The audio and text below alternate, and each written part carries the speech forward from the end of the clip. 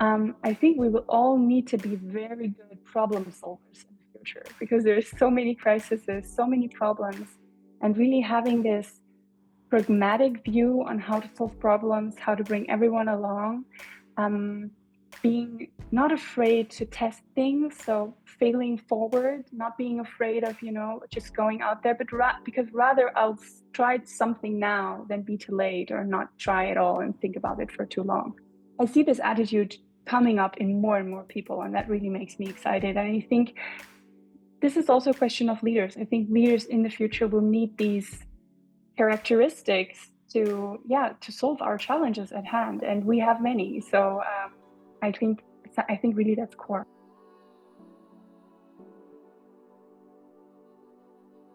In a world where fostering inclusion and diversity has become more critical than ever, some organisations truly lead the way. Allianz has once again proven its commitment by securing the number one spot in insurance and number one in Germany in the FTSE Diversity and Inclusion Index 2024.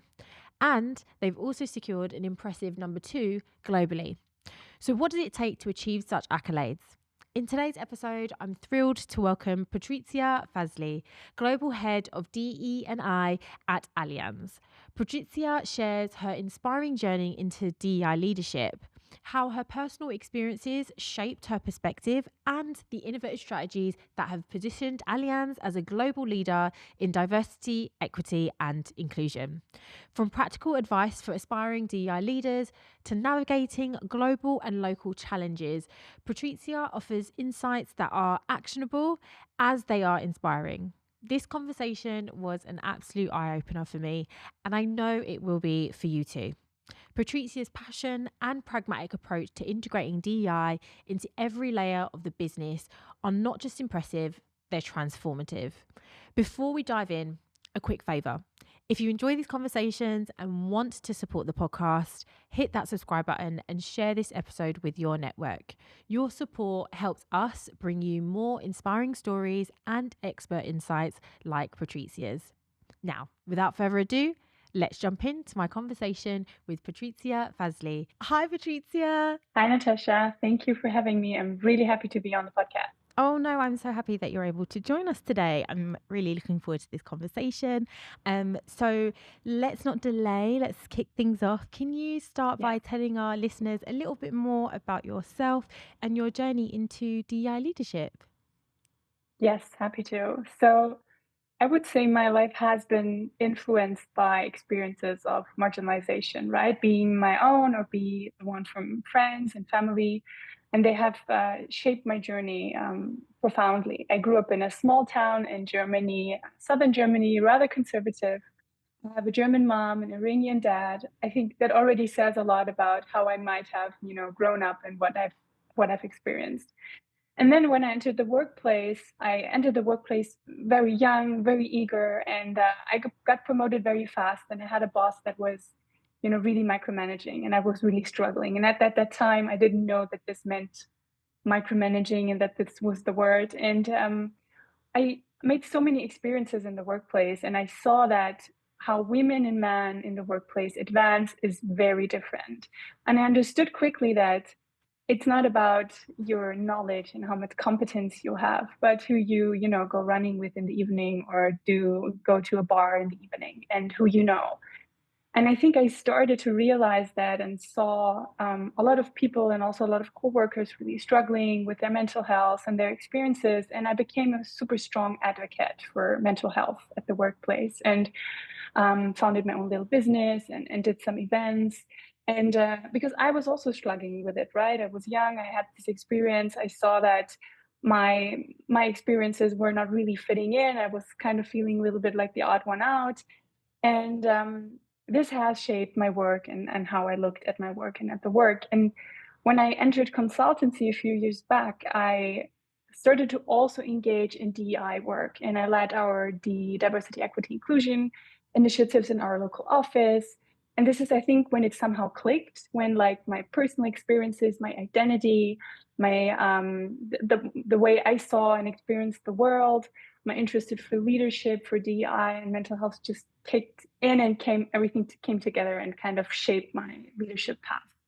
And that's what I've been doing ever since. I would say in my day job and also in my, next to my job, I've found a little community here in Berlin of DEI professionals, and we talk regularly because I think I'm a huge believer like advancing this DEI conversation. It needs many.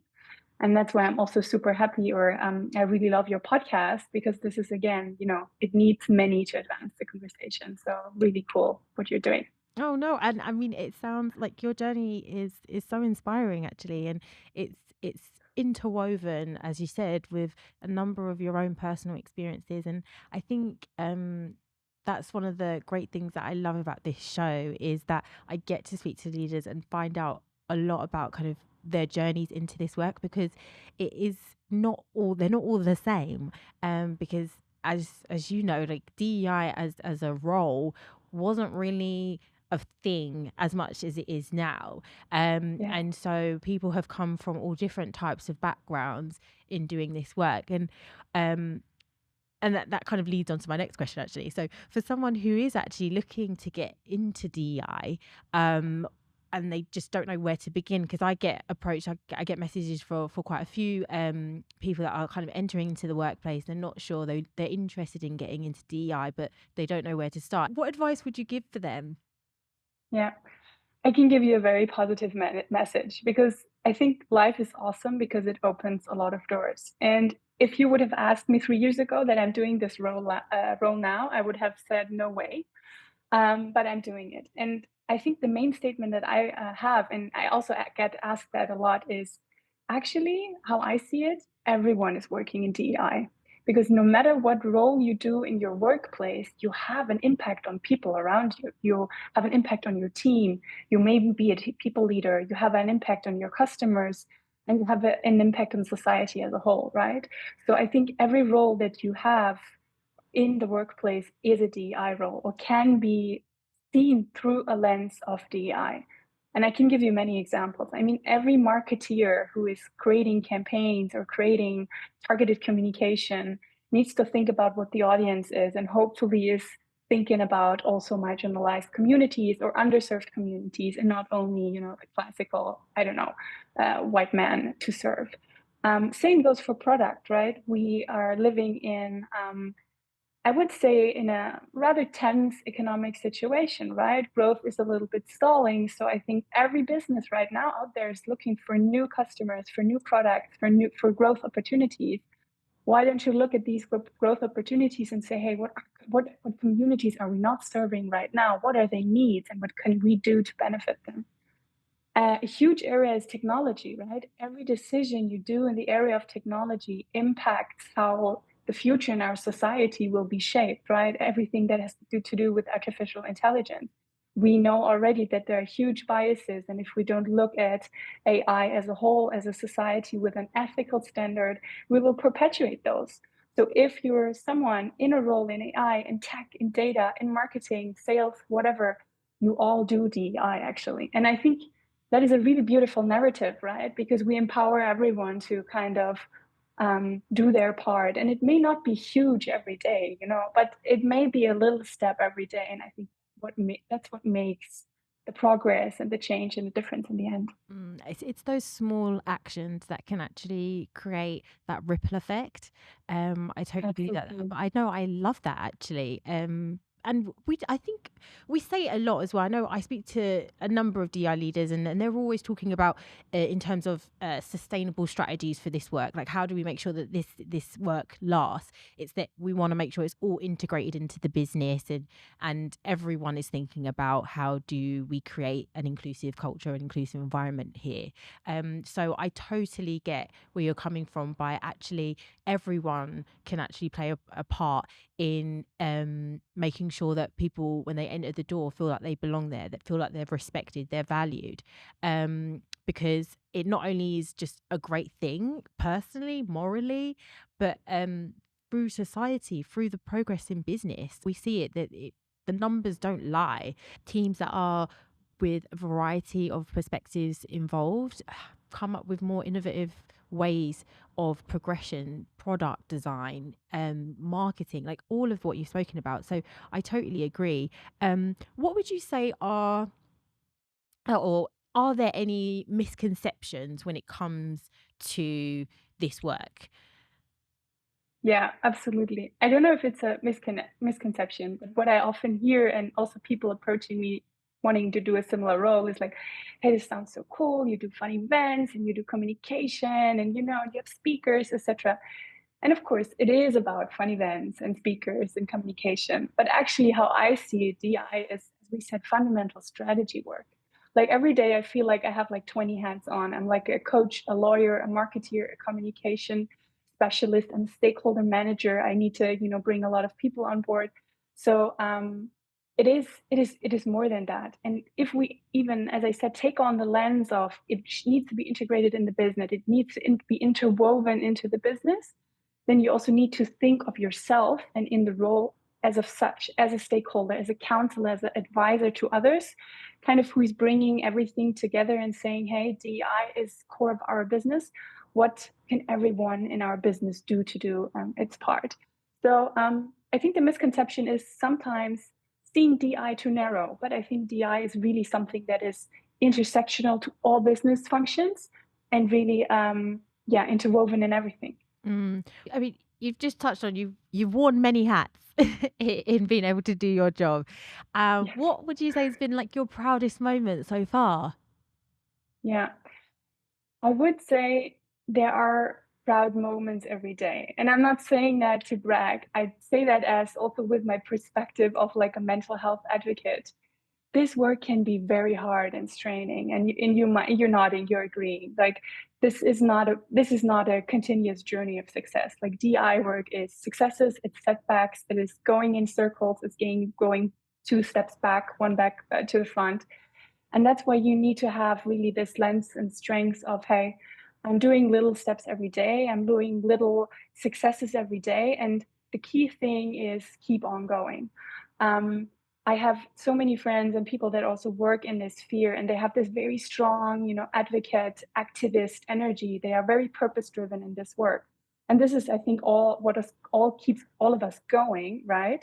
But then it also leads to that sometimes we feel setbacks twice or three times as much because this is really coming from our heart.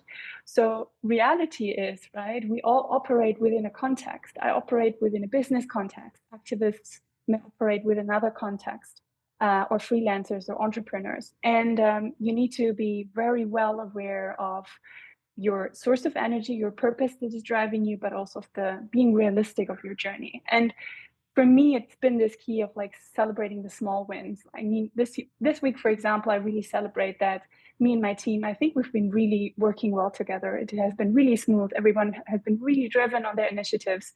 And this is how I look back at the week and say, hey, we had a really good team dynamic. Everyone was really driven with their topics. So this is the success of my week. And this is what gives me energy, to drive or go into the next one. And as I said at the beginning, I have founded this little community here in Berlin of DEI professionals. And actually, this is also a little bit the reason why we meet. Every one of us is so driven by this purpose, but everyone is also very realistic that we can just only go that far, right? And when we meet, we talk a lot about how to balance this activist energy within a corporate or another context, and let's say still keep our own energy and sanity and strength. And this has been one of the key things, celebrating the small wins and remembering your why and connecting with this tribe. That's, I think, really key in this work. And we cannot talk about this enough because the saddest thing is if people go in with a lot of energy, like hit the wall and then say, okay, this is not, I can't do it anymore. Nothing is changing. I go out. Then we lose people, and that will be very sad. Yeah, definitely. I mean, it's great to hear that your team, you found some success. You guys were working really well this week. Um, Looking back on the week, what do you think was some of the things that made it so successful? So, what do you think has really made sure that your team was cohesive? What were there some key Mhm. things that leaders listening today can take away and try and help with their teams?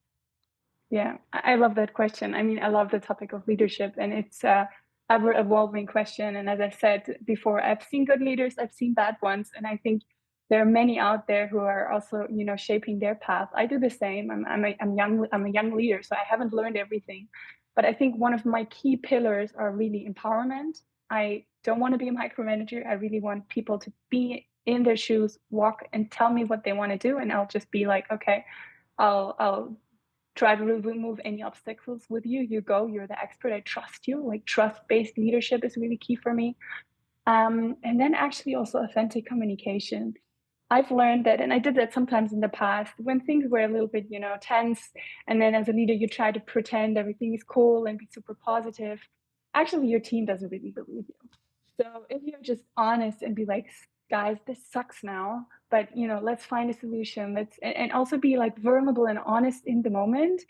That actually helps more than trying to pretend everything is great, which it's not.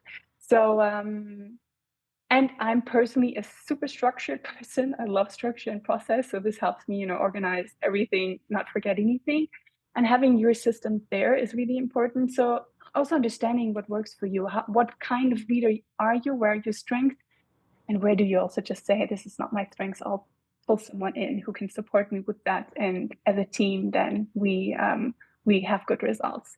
I think recognizing that you cannot do everything and you cannot be everything is also core. Yeah, no, I definitely totally agree, and I think that trust leadership really does allow you to be able to prevent that sort of mindset, prevent being that Yeah, person that's always having to take the lead on every little aspect of the project. Because I think if that happens, then your team should be able to run and function without you physically being there every single day, every exactly. single minute. You don't want your team members having to run every little thing, run them by you, right? You want them to be able to trust their own capabilities. And I think that trust leadership is definitely key in order to do that. So that's great. Thank you, Patrizia, for those tips. Um, as someone who's been deeply involved in the work of DEI, what would you say are some of the biggest trends right now that you're seeing in this work? Yeah. This is a really interesting question. I think we see a lot happening. There's a lot shifting. We see a lot of regulation in Europe with CSRD or the AI Act, which is positive, but we also see a lot of shifts in the conversation when we look at the US and the elections, and the global conversation has become way more tense and intense also and polarized than I think 1 or 2 years back. Um, I'm a huge optimist, right? So I think change is good. And I think we're having critical conversations now, how we see DI in the future, how we can integrate it into our businesses. I think that we will see a shift more into the conversation of inclusion, because I feel like diversity has a little bit been stigmatized as a word, which I find very sad. But I think the core is inclusion. And I think that's a very positive narrative that we can have and that we should have as a society. I think there are a few things, and I cannot foresee the future, right? But I think there are a few things that stick out. I mean, technology will shape our future in places tremendously. So that's why I think it's very positive that already we see people looking at technology critically and saying, hey, there is bias in AI, there is bias in Gen AI, we're perpetuating old stereotypes and old experiences into the future. So let's look at it, let's change it, let's make it better. I think that's a really positive development. And we shouldn't also forget that technology can also foster inclusion. So I also don't like the narrative that only thinking about technology as a bad thing, but actually technology also really fosters inclusion in terms of language transparency, access to information, simplification of language. Like there's also a lot we see that tech can do for our communities to foster DI. So I think that will be a huge one.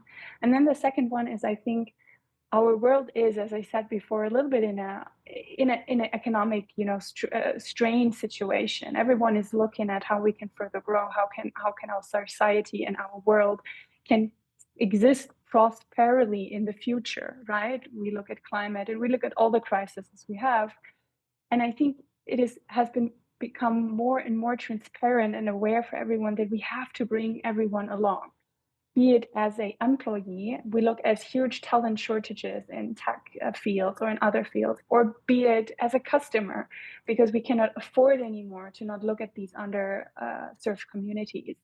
So I think economic shifts, regulation, the tech, it will hugely influence how we look at DI in the future. I don't know how the picture will look like. I will be, as I said, I'm an optimist. I'm really looking forward to, how it will evolve. But I think everyone that is in DI now has the same feeling like we're really in a shift at the moment. I don't know where it goes, but I hope it will be in a future where, as I said, it's really intersectional, it's really integrated into the business. And I hope we find this positive narrative about DI that is not, after, I don't know, half a year again, stigmatized, and we don't want to use some words anymore. So that's a little bit my hope where we're going. And with that, knowing that there is a shift coming on the horizon, not sure what it is actually going to look like, what would you say are those like key skills, I'd say, like, or future skills that, or skills that you think that leaders should, if they don't already have, need to really focus on in acquiring or improving on, in order to weather any potential storm that's on the horizon, or actually to be able to stay the course and excel? Yeah. I love that question. I think it's many skills that we need to have, but I think one of the core things is definitely curiosity. Curiosity about what is happening, about the changes, and deeply connected with that is listening, right? Listening to other people, their experiences, their feelings, their impressions. I've recently learned in a word, positionality, and it is kind of all your characteristics, experiences, your background, your identity shape how you view the world. And this is what we will experience in the future, right? Your position in the world will shape how you interact with others and with the society. And being aware of your position and how you interact with others is super critical. Curiosity, self awareness, listening. I think we will all need to be very good problem solvers in the future because there's so many crises, so many problems, and really having this pragmatic view on how to solve problems, how to bring everyone along, um, being not afraid to test things, so failing forward, not being afraid of just going out there, but because rather try something now than be too late or not try at all and think about it for too long. I see this attitude coming up in more and more people, and that really makes me excited. And I think this is also a question of leaders. I think leaders in the future will need these characteristics to solve our challenges at hand, and we have many. So I think really that's core. Definitely. And I think I actually was, I think it was a TikTok that I watched the other day, and it was this woman that was explaining leadership, and was explaining to those that are wanting to move up into like a managerial role or senior exec role.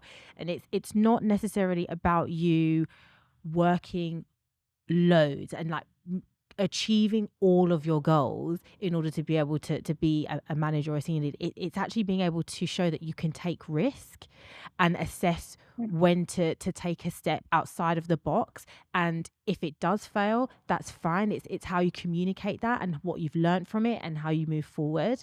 And I do agree. I think actually as leaders, and to be a really good leader, is to be able to not only kind of deliver on what you say you're going to deliver, and meet the goals that you've got. Yes, of course. But actually, in order to achieve those goals, you're thinking outside the box. You're taking a risk in order to do so. You're providing your team members an opportunity to showcase whether they are up for the challenge or not.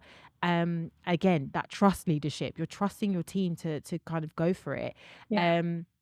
And if it fails, you're failing forward, like you mentioned. So yeah, I totally agree with that. I think those are some really, really good skills that you've mentioned there, Patrizia.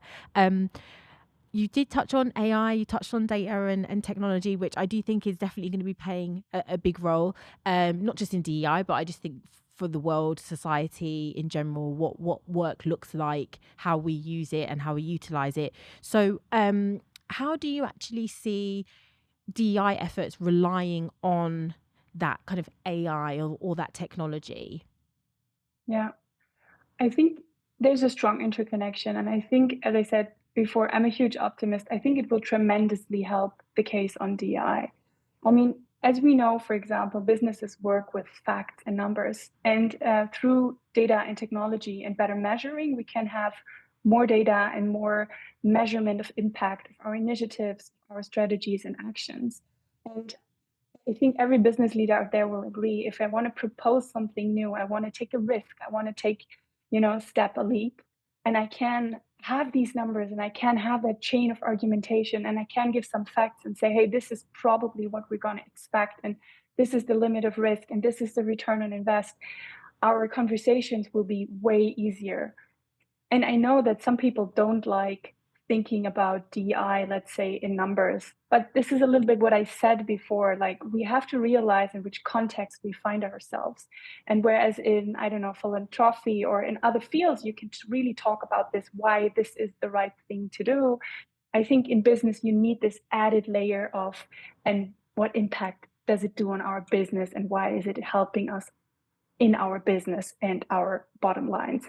And I think data and technology will help us have this argumentation in way better and in more concrete ways. And the second one is, what I'm a huge fan also is measuring. Now with AI, we can measure way more things and look at way more things than we can before. And this will also help us to understand correlation and connections way better. Like a very simple examples, we look at women in leadership and we measure how many women are in leadership. But wouldn't it be more interesting to also see how they go through the ranks? What is the attrition? What is the promotion? And then wouldn't it even be more interesting to understand why they got promoted and or why they leave? What is behind it? May it be, for example, I don't know, flexibility in my working hours and in my arrangement. And then you can argue that maybe this data point of flexibility is a way better predictor of the whole topic. And then this is something you want to steer and look at. And I think this transparency, this measuring of way more KPIs than we were possible, is really, really key. And the third thing, as I said before, also, it will also drive inclusion. We have better access to information, to language translation, to simplified language. It helps with digital accessibility as a whole. So I think they're really, really great um, evolutions or developments in the sphere of technology. And I think our job as DI professionals is just, grab these points and say, hey, this, we can use this for our own agenda and really make the connections there. And I mean, with that as well, it's like, do you do this internally? Like, do you find your rely on your people analytics team, work on something from the ground up and build that in house, or do you outsource? Do you look for collaboration with a third party in order to help you get those like metrics and get the right data? It always depends. I think depending on the case, of course, if you look at internal data, you focus your work on your internal teams and how you can generate the best data also within, the regulative constraints that we have.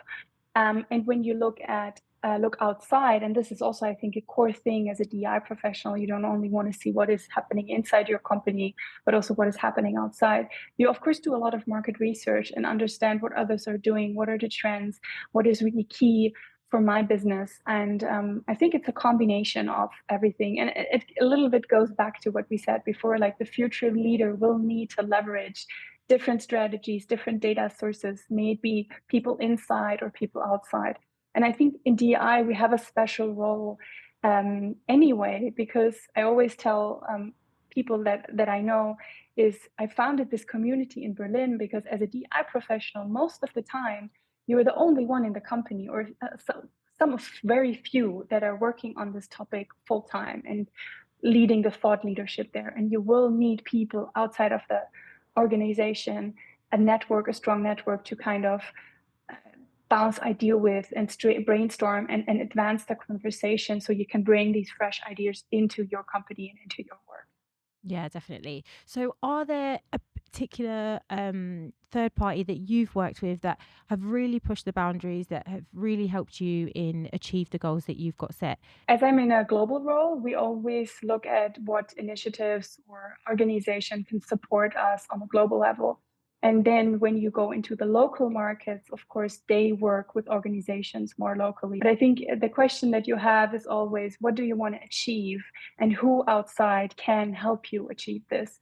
And if you're working on global strategies, you of course look at way different organizations and have different goals than when you're locally in the market trying to advance the topic for your company or for your offices.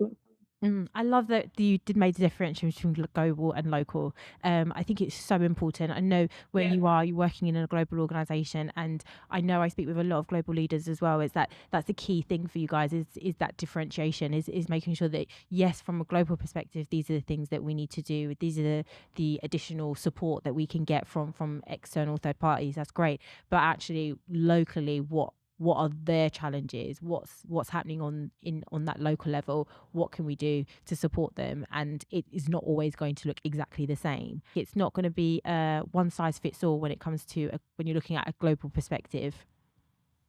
Absolutely. I love that you're mentioning it, that I think one size fits all does not work. I think, of course, there are commonalities. And I think when you build such a global strategy, you have to find common ground for everyone. But then you go back to what we have discussed before, this notion of empowerment, empowering the local leaders, the local offices and local markets to really find their edge and trying to find the collaborations and initiatives and measurements they need to solve their local problems. Because yeah, I think this empowerment is really necessary because the picture is so diverse and not one person or one team can know what everyone else out there will need. Oh, well, Patrizia, I've so much enjoyed our conversation today. It's been fantastic. You've given us so many nuggets to really think about and take away from. So before we do wrap up this fantastic conversation, what is one piece of parting advice that you would give to those that are just starting out in their DEI journey? Can I give three? Yeah, of course. Good. I think I just want to highlight three things that we had throughout our conversation, right? The first one is celebrate small wins. If you're starting out, you're probably not just writing a DEI strategy on your second day, right? But you may do something else that it has impact. So celebrate that as you go along your journey. The second is find your tribe, find people that share this purpose and share this mission that will also make it way easier for you to become a thought leader, to kind of advance this conversation, to find good ideas and convince others. And I think the third one is remember your purpose and your why. Why are you doing that? Especially in the moments that are draining, especially when you find yourself in a setback, to kind of have this energy source within you to keep going. I think that's crucial, because as I said, that work is very important. That work is very hard, and I want to see more and more people take it on, but in a healthy and sustainable way. Great. And actually, I'm going to add another bit on here. For those leaders like yourself that are already in this, have got a number of years behind them, are still fueled with passion, still wanting to keep fighting forward, what advice would you give to them? Um, Keep on being curious and listening.